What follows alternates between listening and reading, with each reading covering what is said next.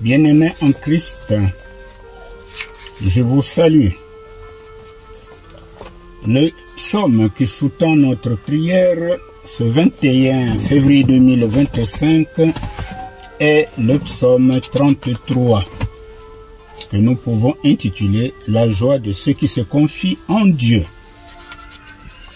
D'un point de vue prophétique, le cantique évoque la joie en Dieu que tout croyant est appelé à vivre, du fait de son acceptation devant Dieu, suite à la grâce apportée par Christ.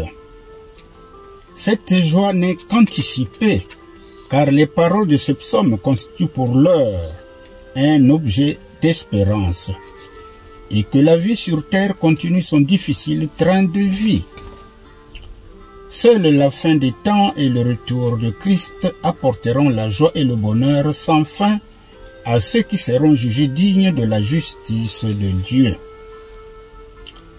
La portée morale de ce beau psaume est de montrer Dieu sous un caractère qui pousse à se réjouir en lui. Bienheureux est la nation qui a l'Éternel pour Dieu, comme cela nous est dit au verset 12. Se réjouir en Dieu ne suffit pas, il faut l'aimer de tout son cœur. C'est donc nos cœurs qui doivent désirer Dieu. Et pour désirer Dieu, il faut un objet qui attire le cœur. Et c'est bien la grâce de Dieu apportée en Christ qui nous offre le salut.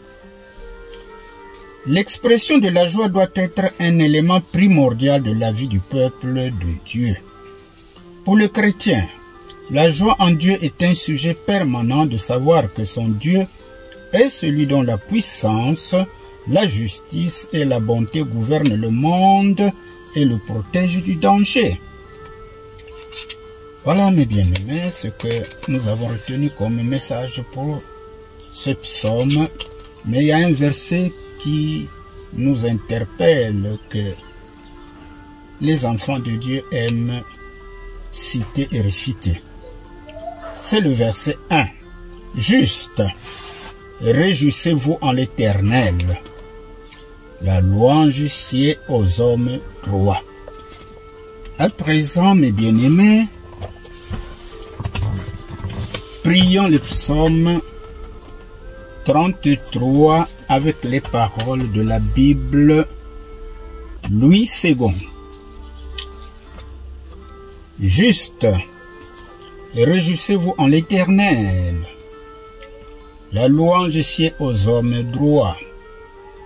Célébrez l'Éternel avec la harpe. Célébrez-le sur le luth à 10 cordes. Chantez-lui un cantique nouveau. Faites retentir vos instruments et vos voix, car la parole de l'Éternel est droite, et toutes ses œuvres s'accomplissent avec fidélité. Il aime la justice et la droiture. La bonté de l'Éternel remplit la terre.